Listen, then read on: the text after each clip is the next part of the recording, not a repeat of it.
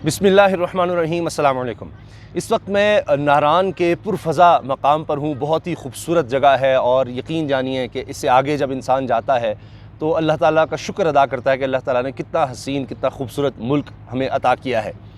अच्छा, इस वीडियो में हम बात करेंगे DGISPR के हालिया बयानात की, जिसमें उन्होंने जो कुछ इस वक्त मुल्क में डिस्कस हो रहा है, जो बहुत ज़्यादा कंट्रोवर्शियल हो चुका है, उस सब पर उन्होंने बात किया है। एक तो जनरल रिटायर्ड परवेज़ मुशर्रफ साहब के हवाले से उनकी पाकिस्तान वापसी के बारे में, क्योंकि बहुत बड़ी कंट्रोवर्सी है और नून लीग इस पर क्या कह रही है, इसकी भी हम बात करेंगे। दूसरी चीज़ ये है दिफाई बजट, फ़ौज का बजट, उस पर बहुत ज़्यादा सोशल मीडिया पर बात हो रही थी कि 1500 अरब रुपये से ज़्यादा है और मुल्की वसाइल इतने नहीं हैं, सबसे ज़्यादा तो इस तरफ चले जाते हैं। इसका भी उन्होंने जवाब दिया है। इसके साथ अमरीकी साजिश, जिसके बारे में तहरीक इंसाफ बहुत ज़्यादा कहती है, इमरान खान साहब बार बार रिपीट कर रहे हैं, एक दफ़ा फिर DGISPR major general Babar Iftikhar ने इस बारे में भी बात की है। और इसके साथ साथ चीन के दौरे की, जो आर्मी चीफ ने चीन का दौरा किया है, उसके बारे में भी उन्होंने बात की है। इन सब हवालों से बात करेंगे। अच्छा, शुरू में नारान का जिक्र करना इसलिए कि एक तो फैमिली के साथ, बच्चों के साथ मैं आया हुआ था, तो कभी कभी ज़ाहिर है कि आप इर्द गिर्द सुनते हैं कि पाकिस्तान कितना खूबसूरत है, और लेकिन जब आप जाकर देखते तो वाकई कि इमरान खान साहब भी कहते हैं कि जितना खूबसूरत पाकिस्तान है, जितनी खूबसूरत जगह पाकिस्तान में है, इतनी और दुनिया में कहीं नहीं, और वाकई ऐसा नज़र आता है। अच्छा, तो जब सुनते हैं, ज़ाहिर है फैमिली में भी बच्चे भी मसरूफ़ियत में से फिर होता है, उनका भी दिल करता है, और ज़रूर अपना वतन है और इसको ज़रूर अल्लाह ताला अगर तौफ़ीक दें तो देखना चाहिए अल्लाह ताला की कुदरत को। अल्लाह ताला ने कितनी हसीन वादियाँ, कितनी नेमतें हमारे लिए अता की हैं।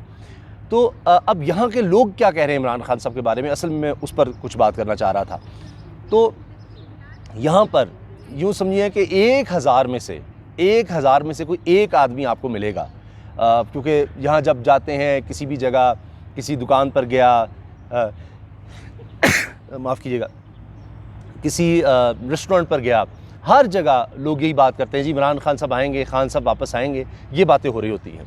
और हमसे पूछ रहे होते हैं जी कौन रास्ता रोकेगा उनको आने दिया जाएगा। अब देखिए किस तरह से लोगों में एक अवेयरनेस भी है और ख़दशात भी हैं कि जी जिस तरह कोई पाकिस्तान में ताकत है जो किसी को आने ही नहीं देती, या वो डिसाइड करती है कौन आएगा कौन नहीं आएगा, तो ये एक अजीब सूरत हाल है यहाँ पर। लेकिन जिसको कहते हैं ना ओवरवेलमिंग, यानी बहुत ज़्यादा तादाद में लोग यहाँ पर कम अज़ कम इमरान खान साहब को सपोर्ट कर रहे हैं। और फिर वो ये बताते हैं कि जी क्योंकि ये ऐसी जगह है कि जहाँ पर पूरे मुल्क से लोग आ रहे होते हैं, तो हम उनसे बात करते हैं। मुझे एक साहब ने बात बताई, एक दुकानदार ने, बहुत ही नेक आदमी और बारिश शख्स, और बहुत ही उन्होंने इतनी शफ़क़त की हमारे साथ। तो बहरहाल वो ये कह रहे थे कि जी मैं आपको बता रहा हूँ कि 1000 में से कोई एक आदमी है जो इमरान खान को सपोर्ट ना करता हो। बाकी पूरे पाकिस्तान से, यहाँ पर बलूचिस्तान से भी लोग आते हैं, सिंध से भी आते हैं, ज़ाहिर खैबर पख्तूनख्वा से तो है ही, फिर पंजाब से बहुत ज़्यादा लोग आते हैं। तो हर तरफ से लोग यहाँ आते हैं और हम उनके फ़ीडबैक से ये आपको बता रहे हैं। अच्छा, अब इसको देखते हुए इमरान खान साहब की पॉपुलैरिटी और जो वो एक जिस तरह बयानियाँ बना चुके हैं कि उनको अमरीकी साजिश के तहत हुकूमत से निकाला गया, और फिर वो सबूत के तौर पर वो ख़त, वो साइफ़र वो भी उन्होंने दिया, और वो ना सिर्फ ये कि उन्होंने कौम के सामने रखा, अपने लोगों के सामने रखा, बल्कि चीफ़ जस्टिस ऑफ पाकिस्तान उनको भी भिजवा दिया सदर पाकिस्तान के थ्रू। तो यहाँ तक वो इस पर सीरियस नज़र आ रहे हैं, यहाँ तक इस पर कॉन्फिडेंट नज़र आ रहे हैं,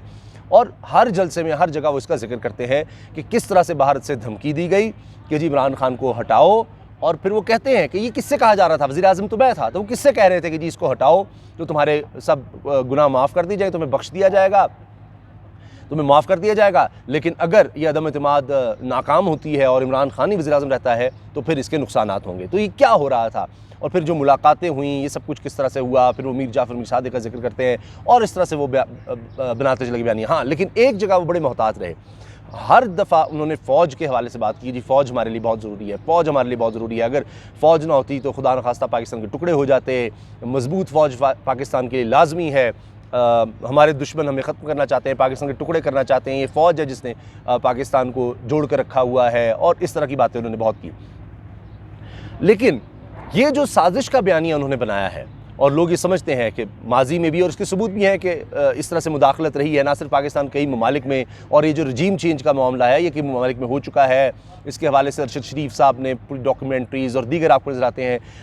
किताबें लिखी जा चुकी हैं जहाँ पर बताया गया किस तरह, और जो डीक्लासिफाई हो चुके हैं डॉक्यूमेंट्स उनमें भी नज़र आता है किस मुल्क में किस तरह से बिल्कुल इसी तरह मीडिया का इस्तेमाल, वहाँ पर इदारों का इस्तेमाल करके हुकूमतें गिराई गई या बनाई गई, ये सब कुछ हुआ। अब DGISPR बाबर इफ्तिखार साहब क्या कह रहे हैं? एक तो वो ये कहते हैं कि जी साजिश का किसी ने नहीं कहा वहाँ पर, और वहाँ पर मुसल्लह अफवाज के सरबराहान थे। तो मैं फिर क्लियर करना चाहता हूँ कि कोई साजिश नहीं है, चीज़ों को गलत पेश नहीं करना चाहिए, हक़ाइक़ को मस्ख़ नहीं करना चाहिए, हमारी एजेंसियाँ यही काम करती हैं, कोई साजिश नहीं हुई। बात यह है कि उसमें अब चूँकि मुदाखलत का ज़िक्र है, खुली मुदाखलत का ज़िक्र है नेशनल सिक्योरिटी कमेटी के इजलास में, और उसके बाद डिमार्च भी किया गया, यानी सरकारी सतह पर, डिप्लोमेटिक सतह पर एहतजाज भी रिकॉर्ड करवाया गया। तो ये मामला बड़ा सीरियस हो जाता है कि जब ये खुली मुदाखलत हुई तो अब आगे खुद DGISPR कहते हैं जी ये अब इंटरप्रिटेशन की बात है कि सिफारती सतह पर इसकी किस तरह से इंटरप्रिटेशन की जाती है, और इस पर फिर जवाब भी दिया गया। अब बात यह है कि इस खुली मुदाखलत पर जो इमरान खान साहब के हामी हैं या इमरान खान साहब खुद, वो इस पर बहुत ज़्यादा सख्त नाराज़ है, परेशान है कि जी ये क्या खुली मुदाखलत तो है, तो इस पर फिर क्या करना चाहिए? एक खुली मुदाखलत अगर हो रही है मुल्क में, इस तरह से बुला करके जिदम इत्तेमाद ऐसे होना चाहिए, ये होना चाहिए, वो होना चाहिए, तो इस पर कौम को इकट्ठे होकर सोचना नहीं चाहिए कि खुली मुदाखलत है? बाज़ दानिश्वर, सहाफ़ी, बहुत से लोग, जिस तरह हारून रशीद साहब हैं, वो कहते हैं जी, और बहुत से लोग कि जी ये तो उससे भी ज़्यादा ख़तरनाक है, साजिश से ज़्यादा। यानी साजिश पहले तैयार होती है, वो छुप कर तैयार होती है, और उसके बाद आप उसको अमली जामा जब पहनाते हैं तो फिर खुली मुदाखलत हो जाती है। और इसी का जिक्र ना सिर्फ ये कि जब इमरान खान वज़ीर आज़म थे तब नज़र आता है, उसके बाद जब शहबाज शरीफ साहब वज़ीर आज़म बने तब भी नेशनल सिक्योरिटी कमेटी का इजलास हुआ, वहाँ भी ये चीज़ नज़र आती है। अब मैं जल्दी से बाकी चीज़ों पर बात कर लेते हैं। साबिक़ सदर जनरल रिटायर्ड परवेज़ मुशर्रफ, उनकी तबीयत बहुत ज़्यादा नासाज, और इस पर जब पता चला तो ख़ुद DGISPR ने भी कहा है कि जी इदारा यानी फ़ौज और जो फ़ौज की आला क़यादत है वो ये चाहती है कि जी जनरल परवेज़ मुशर्रफ साहब को वो वापस मुल्क में आने दिया जाए, मुल्क में आना चाहिए। और उनकी फ़ैमिली से इस बार बात हो रही है, और उनकी फ़ैमिली जो डिसाइड करेगी, उन्होंने डिसाइड करना है कि क्या उनको आने की इजाज़त मिलती है, नहीं डॉक्टर इजाज़त देते हैं नहीं देते। तो नज़र आ रहा है कि उनकी हालत बहुत ज़्यादा इस वक्त ख़तरे में है। तो उस वक्त ये सारा फ़ैसला किया गया कि यानी वो इस सतह पर उनकी सेहत जा चुकी है कि बहुत मुश्किल है उनका सर्वाइवल। तो इसलिए उनको कि जी अपना वतन तो नसीब हो ऐसे वक्त में, तो इसलिए, और वो फ़ौज के सरबराह रहे हैं। फिर आपने देखा कि केस भी चला उनके ख़िलाफ़ गद्दारी का, नवाज़ शरीफ के दौर में ये सारा कुछ हुआ, फिर वो बाहर भी चले गए, और फिर ये कि जी पहले वो आए भी थे, जब उनको कहा गया, मना किया गया कि उनको नहीं आना चाहिए, खैर वो आए, फिर केस चला, फिर सारा कुछ हुआ, किस तरह से वो फिर बाहर गए, बड़ी कंट्रोवर्सी हुई। फिर सेठ वक़ार जो इंतकाल कर गए हैं पेशावर हाई कोर्ट के चीफ जस्टिस, उन्होंने ये बात की कि जी इनकी लाश को, यानी इनको फांसी दी जाए और इनकी लाश को इस्लामाबाद की सड़कों पर घसीटा जाए। और नून लीग इसकी भरपूर सपोर्ट करती रही, इस फैसले की भी सपोर्ट की गई, और परवेज़ मुशर्रफ को सज़ाए मौत या गद्दारी की सज़ा देने की भी फुल सपोर्ट नून लीग करती रही। नवाज़ शरीफ साहब को जिस तरह उन्होंने कू के ज़रिए उनकी हुकूमत को हटाया था, ये सब कुछ होता रहा। लेकिन अब नवाज़ शरीफ साहब, मरीम साहिबा, सब कह रहे हैं हाँ जी उनको माफ़ कर देना चाहिए, ये उनका वतन है, उनको आने देना चाहिए, ये सब। तो बिल्कुल नून लीग और तरह से अब बदल गई है। सेठी साहब कहते हैं, नजम सेठी साहब के जी शहबाज शरीफ के बारे में कहा गया जी वो लेट गए इदारे के आगे, इस्टेब्लिशमेंट के आगे, तो वो कहते हैं जी लेटने का ही वक्त है। तो अब इस तरह की बातें हो रही हैं। तीसरी चीज़ ये कि जनाब जो बजट है उसके वाले से उन्होंने कहा कि एक्चुअली अगर आप देखें तो जिस तरह भारत है उसकी 13 लाख फ़ौज है, हमारी 5-5.5 लाख फ़ौज है, 50% फ़ौज लगी हुई है इस वक्त मशरक़ी बॉर्डर यानी भारत के साथ, मगरबी बॉर्डर 40%, अफ़गानिस्तान, ईरान, वहाँ पर 40% फ़ौज लगी हुई है, 10% फ़ौज है वो कंटोनमेंट में है, अंदरूनी सिक्योरिटी के लिए है। तो फिर इस पर अगर हम देखें तो GDP के लिहाज से वो कहते हैं जी कम हो रहा है, हमने बहुत से पैसे वापस किए हैं, 6 रुपये आप कोरोना का, दीगर जगहों पर, और जो फ़ौजी इदारे हैं वो टैक्स भी देते हैं, हमारे रफ़ाई इदारे हैं, क्योंकि इसकी बड़ी कंट्रोवर्सी हो रही थी कि कितना टैक्स दिया जाता है, इतने बड़े बड़े इदारे फ़ौज चला रही है और इस तरह की बातें, तो इसको भी उन्होंने क्लियर किया है। और आखिरी चीज़ चीन का दौरा, चीन के दौरे के हवाले से कहा जी बड़ी अहम ये पेशरफ थी, बहुत ज़्यादा अहम है, चीन के साथ हमारे ताल्लुकात बहुत ज़्यादा अहम है। और चूँकि एक आप देखते हैं कि CPEC के हवाले से बड़े खदशात, और उन्होंने कहा जी CPEC की सिक्योरिटी फ़ौज के पास है और उसमें कोई कोताही नहीं बरती जा रही, और इन चीज़ों को आगे लेके चला जा रहा है। चीन के साथ बड़ी मुसीबतें शुरू हुई, कई मेमोरेंडम ऑफ अंडरस्टैंडिंग डिस्कस हुए हैं,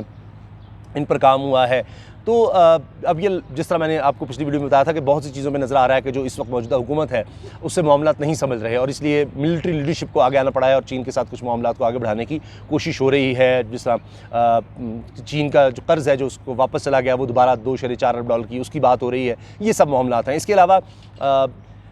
मेजर जनरल बाबर इफ्तिखार ने FATF के हवाले से भी बात की गई जी, उसमें भी फ़ौज को कहा गया आगे आए, फिर इदारों को मिलाकर इस पर बड़ा काम किया गया कि दहशतगर्दी के ख़िलाफ़ काम किया जाए और मज़ीद इसको मजबूत किया जाए, उनकी फ़ंडिंग को रोका जाए। तो इस सब में भी जनाब फ़ौज का बहुत ज़्यादा किरदार है। तो ये सब जो सवालात उठाए जा रहे थे, बहुत सी बातें हो रही थी, कंट्रोवर्सीज़ हो रही थी, उस पर एक दफ़ा फिर ख़ास तौर पे अमरीकी साजिश ही बहुत ज़्यादा हाईलाइट हो रहा है। लेकिन मुझे नहीं लगता कि इनके इस बयान के बाद भी ये चीज़ दब सकेगी, क्योंकि इमरान खान साहब हों, जब भी DGISPR की तरफ से पहले भी ये बात की गई है और किसी न किसी तरह किसी ज़राए से कभी कभी किसी प्रोग्राम में वो ये बात करते रहे हैं, लेकिन उसके बाद ये चीज़ और ज़्यादा फिर डिस्कस होने लग जाती है। फिर दोबारा इसकी बात होती है सोशल मीडिया पर, मैं देख रहा श्री मज़ारी साहिबा हों, दीगर लोग हों, वो फिर दोबारा इस चीज़ को हाईलाइट करते हैं कि नहीं जी ये देखें हमारी नज़र में ये साजिश थी, ये हुआ है, इस तरह से मुलाकातें होती रही। अगर साजिश नहीं थी तो फिर इसकी इन्वेस्टिगेशन क्यों नहीं की जा रही, चीफ जस्टिस की सरबराही में एक जुडिशल कमीशन क्यों नहीं बनाया जा रहा, जो लोग जाकर एम्बेसीज़ में मिलते रहे हैं उनसे पूछा क्यों नहीं जा रहा कि क्या करने गए थे, क्यों गए थे, वहाँ पर क्या हुआ, इस बारे में क्यों नहीं बात हो रही। तो ये फिर एक और तरफ मामला चला जाता है और ज़्यादा ये फैलता है, फिर ज़्यादा उभरता है। लेकिन ज़्यादा प्रेशर आता है तो इदारे की तरफ से इन चीज़ों को क्लियर भी उनको शायद करना पड़ता है और इस वजह से फिर ये कंट्रोवर्सी चलती चली जा रही है। आपकी इस बारे में क्या राय है, ज़रूर आगाह कीजिएगा। इजाज़त दीजिए, अल्लाह हाफ़िज़।